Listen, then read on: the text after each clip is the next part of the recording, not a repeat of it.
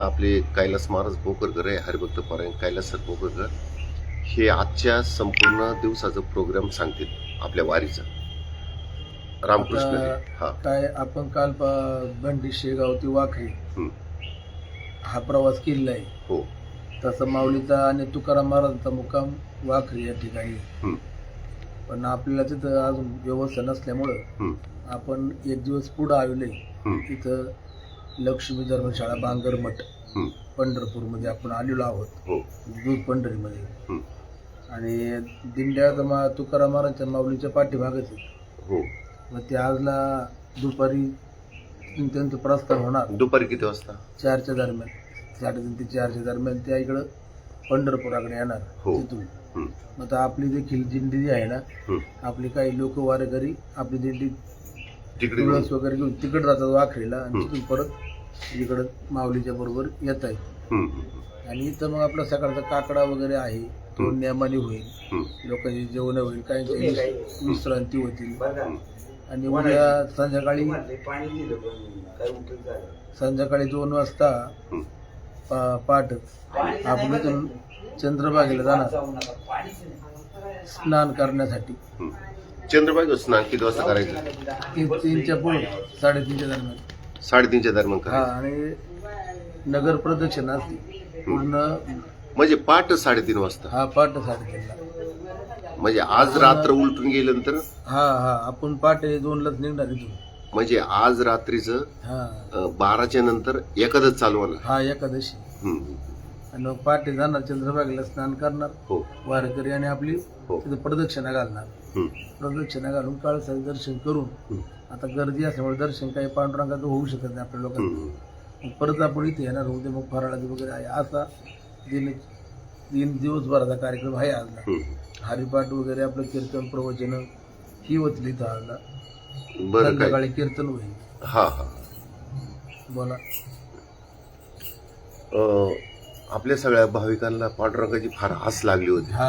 आपण एकदाच पंढरपूर मध्ये पोहोचलो. म्हणजे काय भाग गेला, शिन गेला, अवघा झाला, आनंद. असा आनंद झाला लोकांना. इथं पायी जरी आपलं आलत ना तरी आनंद झाला. शिन भाग गेलाच लागला. किती दिवसाचा प्रवास केला आपण? 19 दिवस. म्हणजे पायवारी केली. 18 दिवसाचा प्रवास झाला. काल संध्याकाळी पोहोचेपर्यंत 18 दिवस झाले. मग रस्त्याने काही लोक दमली, त्रास झाला, आजारी पडले, असे किरकोळ होऊ शकते. आणि होत असतं ते. पण काय नाही, दिंडी चालक काही थोडी काळजी घेतात आणि वारकरी काळजी घेतात. आरोग्य विभाग आहे ते काळजी घेतात. त्या पद्धतीने जेवणाचं काही त्रास? जेवणाचं काही नाही त्रास. एकदम चांगल्या पद्धतीने जेवण. घरगुती टाइम. हा, घरगुती टाइम. जेवणाचा कोणाला काही त्रास नाही झाला. काय बरं, वारीमध्ये काय कोणाच्या तक्रारी वगैरे? काय नाही तक्रारी. आनंदात, खेळीमेळीच्या वातावरणात. वारीतील भाविक फार प्रेमाने एकमेकांवर बोलत होते. हा, प्रेमाने नामस्मरण, संसाराचा तिकडे विषय विसरून परमार्थाचा नामाचा विषय घेऊन आनंदात चाललो होते वारी. बरं, आता थोडा वेदांतातला प्रश्न आहे. पंढरपूरला जो पांडुरंग विटेवर उभा आहे, तर साधू संतांनी त्याचं पांडुरंगाचं रूप तयार बनवले, सगुण रूप. पण सगुणातून निर्गुणाकडे जायला सांगितलं. ते कसं आहे, आता पूर्वी मुळात रूपच निर्गुण आहे. तुझं सगुण म्हणू की निर्गुण आहे. सगुण निर्गुण एक गोविंद आहे. तसं परमात्मा हा निराकारच आहे. म्हणजे त्या पद्धतीने मग काय झालं, आता लोकांची श्रद्धा जास्त वाढण्यासाठी त्याला सगुण रूपामध्ये तो विटेवरती उभा राहिला आहे. आणि त्यामुळे मग आणखी ज्यावेळेला आम्ही समक्ष तुम्हाला पाहतो त्यावेळेला एक भाव वेगळा असतो. आणि निर्गुण रूपात नाही एवढा भाव राहतो. निर्गुण रूपात पाहता येणार नाही. आपल्याला पाहता आला पाहिजे. पूर्वीच्या काळात ध्यान धारणा असायच्या ते पाहिजे, पण आता नाही शक्य. ते कलियुगी युगायुगामध्ये तो बदल होत गेला. त्यामुळं आता सगुण नृत्याचं पांडुरंगाच्या रूपाने पंढरपुरात आहे. हेच खरं परब्रह्म आहे. ज्ञानदेव म्हणे ज्योतीची निध ज्योती ती ही उभी मूर्ती विटेवरी. म्हणजे विटेवरी हा पांडुरंग उभा आहे. हा जे आपण म्हणतो ना ज्योतबिंदू, आत्मा परमात्मा, तो ज्योतबिंदू मनुष्य शरीरात असतो, पण तो सगुण रूपाने विटेवर उभा आहे. त्याला त्याचीच पूजा करायची, त्याला शरण जायचं, असा विषय. मग तो सगुण रूपात आलेला आहे. त्यामुळे इतकी लाखोनी लोक आज पाहतोय आपण. मी रात्रभर पाहतोय, एक क्षणभरही पण रस्ता बंद नाही. टाळांचा मृदंगाचा आवाज आणि नामस्मरणाचा सारखं चालू दिंड्या पंढरपुराकडे जसे मुंग्या कशा एका लाईनीत चालतात तशी माणसं लाईनीत चालू आहे रात्रभर. रोड चालू आहे, अशा चौकून रोड आहे बघा पंढरपुरात यायला. सगळी कोणतीच परिस्थिती. एवढी लोक आली कुठून? आता या महाराष्ट्रातून लोक येतात बाबा. का सोपं आहे का? कर्नाटक, आंध्र प्रदेश, महाराष्ट्र, तामिळनाडू सगळ्या राज्यांमधून लोक येतात. फॉरेनचे नाही का म्हणले, कुठली त्या इंग्लंडची कुठली हो त्यांची दिंडी निघाली म्हणली. हा, ती दिंडी सुद्धा इथे येणार आहे का? हा आली म्हणतात त्या का ती पाहुणा म्हणते आली. हाय ती दिंडी मी महिन्यापूर्वीच निघाली, ती महिन्याच्या अगोदर. आता परदेशामध्ये याची किती उत्सुकता निर्माण झाली दुसऱ्या देशांमध्ये. म्हणून आता दिवसेंदिवस लोक परमार्थाकडे जास्त वळत आहेत असं मला वाटतं. मग बघा आणखी काय प्रश्न तुमचा, बोला आता.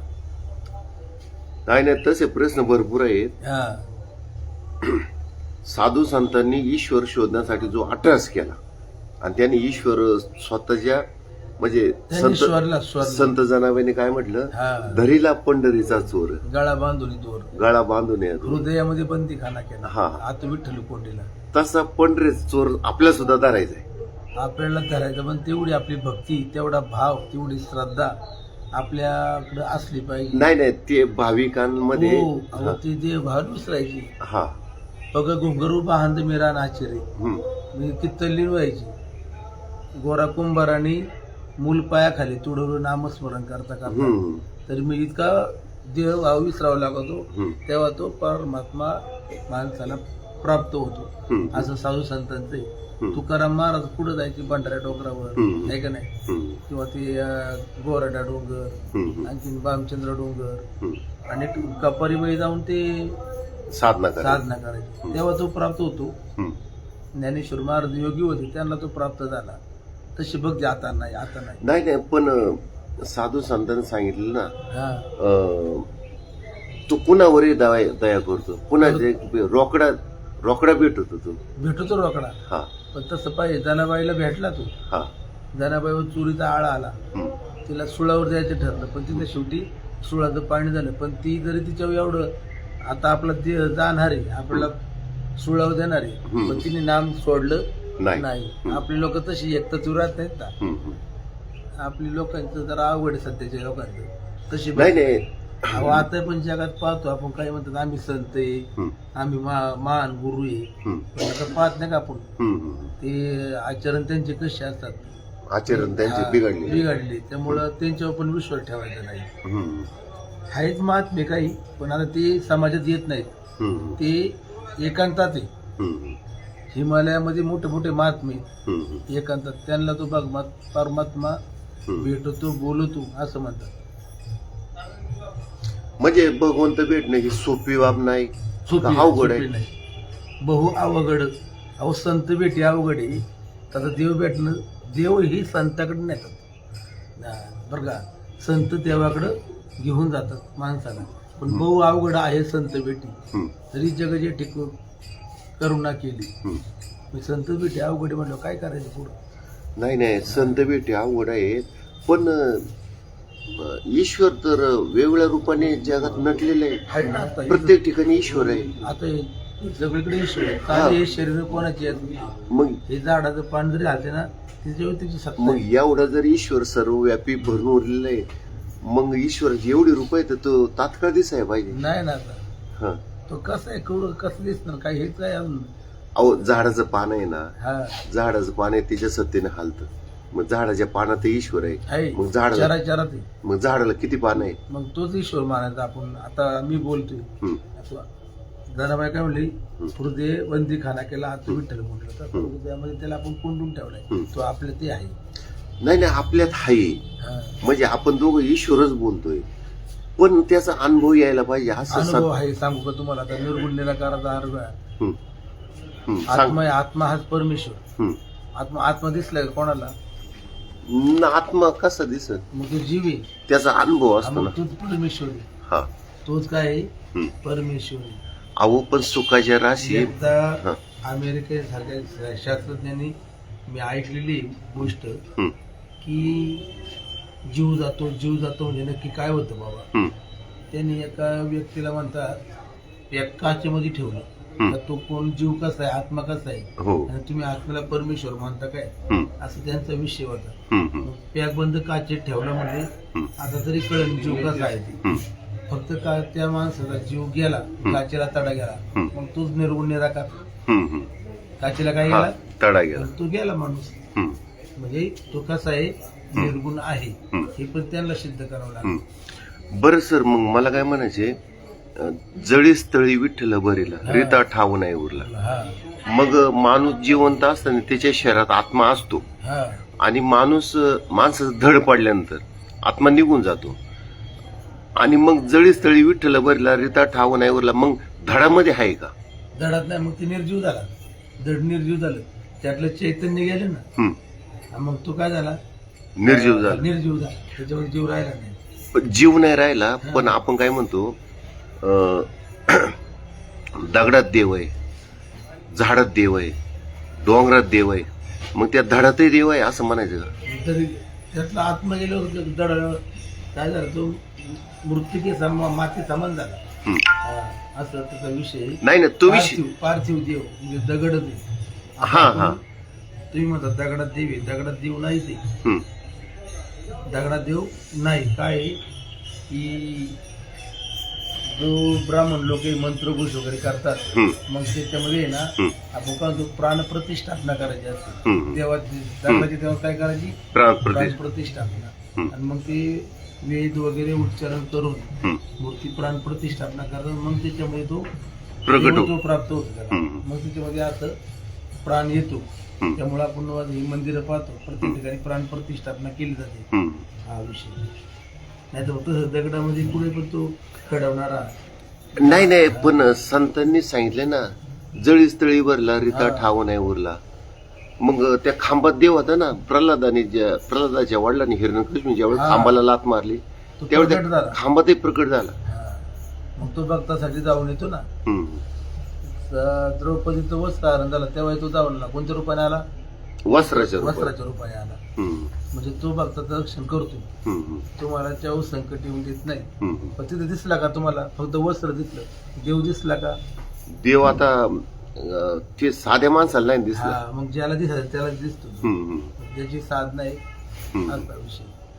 बरं, आता हे बघा, संत तुकडोजी महाराज काय म्हणले, तीर्थी धोंडा पाणी, हं. देव रोकडा सज्जन. सज्जन. हं, मग हा सज्जनाच्या हृदयामध्ये माणूस. हं, हे सगळं हं, हं. काय याची हे नाही. आणखी काय बरं, तुम्हाला कळलं का, देवाचा मूळ अर्थ कळाला का आता? तुम्हाला प्रत्यक्ष देव भेटणार नाही. नाही, देवाचा अनुभव संतांनी सांगितले, निर्गुण देवाचा तो अनुभव. अनुभव आपण घ्यायचा असतो. हा हा. ठेविले आनंद चित्ती असू द्यावी, हं. समाधान. तुम्ही समाधान मानायचं. हं, माझ्यात परमेश्वर आहे, दुसऱ्यात परमेश्वर आहे, हं, हे विश्वाची माझे घर आहे, असं ज्यांनी मानलं ती सगळी हं. भगवंताची रूप आहेत. हो हो. अनंत रूपे अनंत वेशी, म्हणजे ही अनंत रूप आहेत ना, हं. हीच भगवंताची रूप आहेत. हा. आणखी पुढे शोधायचो आहे का नाही? नाही, तो अभंग आहे ना, लाज लेगे माय आता कोणा वावळ. जिकडे पाहावे तिकडे चतुर्भुज हा. गोपाळ, आहे का नाही? म्हणजे पांडुरंगाला असं वावळतानी, समजा पांडुरंगाच्या मूर्तीला वावळतानी इकडे देव दिसायला लागला, मग यालाही वावळायचं. वळवळ इकडे देव दिसायला लागला, यालाही. सगळं देव दिसतो. हा, म्हणजे त्याचा अर्थ तो आहे. मग तसा अनुभव लोकांना यायला पाहिजे. पण तशी भक्ती लागते. हा हा हा. आजकाल तशी भक्ती नाही. हं. काही संत महात्मे आहेत बरं का आता. नाही, मला असं म्हणायचे महाराज, का आपला जो भक्ती मार्ग आहे हा. तो थोडा चुकलाय का? आता तुम्ही कीर्तनकार आहे, मी श्रवण भक्ती करतो, आपले भाविकही आहेत, मग काय होतंय, अवडंबर माजून जमत नाही, हं, भाव पाहिजे. हं, आणि तसा भाव आपल्याकडे एक चित्त राहत नाही. हं, हे देहभान विसरायला का, ते खाणं पिणं विसरून जाते मनुष्य. हं, मग ते आता मी मस्त तुम्ही म्हणता कीर्तनकार आहे, प्रवचनकार आहे, फक्त आपण ऐकतो, हं, ग्रंथ अभ्यास असतो, ते लोकांना सांगतो. आपल्याला काही हे आलं का आपले पण चित्त काय होतं, डिस्टर्ब होत. डिस्टर्ब होतो. म्हणजे आपण एक ध्यान राहत नाही. हं, तुम्ही आता कथा ऐकली असेल बाबा, दोघं जण दर्शनाला गेले, राजा होता, एक साधा भक्त होता, हा आहे का नाही. हं. मंदिर पडणार आहे, तो भक्त काय झाला, पिंडीवर असा पालथा पडला हा आणि पळून गेला. हा हा मग त्याने जीवाची काळजी केली का देहाची नाही नाही काळजी. गेली. मग असा भाव पाहिजे, अशी भक्ती पाहिजे. देह जावो अथवा राहो पांडुरंग दृढ भाऊ, दृढ भाव. याचा नेमका अर्थ काय? हा, हे शरीराचे आपण हेच करायचं नाही, शरीराचे चोचलेच करायचे नाही. पार नाही करायचं. हम्म. आता याच्यामध्ये आत्मा आहे म्हणून मग पांडुरंग आपला भाव कुठे ठेवायचा, आपण देवाच्या चरणी ठेवायचा. हम्म. म्हणून तुकाराम महाराज देह जावा चोराव पांडुरंगी दृढ भाव, चरण न सोडी सर्वता, हम्म. तुझं मी चरण सोडणार नाही. बरं, आपण अजून आता एक- पहा, तुकाराम महाराज जर चरित्र वाचलं तुम्ही, हम्म. त्यांनी स्वतःच्या प्रपंचाची काळजी केली नाही, पर वाताहत झाली. हम्म. मुलांची काळजी केली नाही, एवढं म्हणले ऊस खायला दिलं लोक मुलांना, हा हा तर ते रस्त्यानेच वाटून टाकलं. हा हा तो कुठे म्हणलं का माझी मुलं, हा हा माझा विषयच राहिला नाही. हा काय म्हटले, माझं राहिलंच नाही, मी विसरलो. नाही, संत ज्यावेळी प्रपंच करतात ना, हा. तो आपण जो प्रपंच करतो घरी 4 माणसाचा, तसा नाही, विश्वाचा प्रपंच आहे. हा, आपला प्रपंच स्वार्थाच आहे. हा, मग त्यांनी जे ऊसाची मुळे वाटली ना रस्त्यानी, हा, ती मुलं त्यांचीच होती. त्यांची होती. हा, म्हणून हा ही विश्वाची माझे घरी हो. असा विषय. बरं महाराज, तरुण मुलांना तुम्ही काय संदेश द्या? आता कसं झालं, आपण वारीला आलो, आपल्या काय गोष्टी समजल्या, जे उशिरा आले त्यांना उशिरा गवणी कळाल्या, जे लवकर आले त्यांना लवकर कळाल्या, पण महाराष्ट्रात असा भरपूर वर्ग आहे का त्यांना अजून ही वारी आणि हा परमार्थ हे कळालंच नाही. तर त्यांच्यासाठी तुम्ही काय संदेश द्या? आता वारीमध्ये पाहतो आपण, तरुण बरेच आहेत, हम्म, पण अजून काही तरुण भरकटलेले. हम्म, 2 दिवसाची तुझी जवानी पुढे नाही टिकणार, हम्म, वृद्धपणे येता पुरती वैद्य काय करणार. हम्म. ही जवानी काय करते माणसाला आहे ना, अशी इच्छासारखी गोल गोल फिरवी. गोल गोल फिरती, वाफाडती.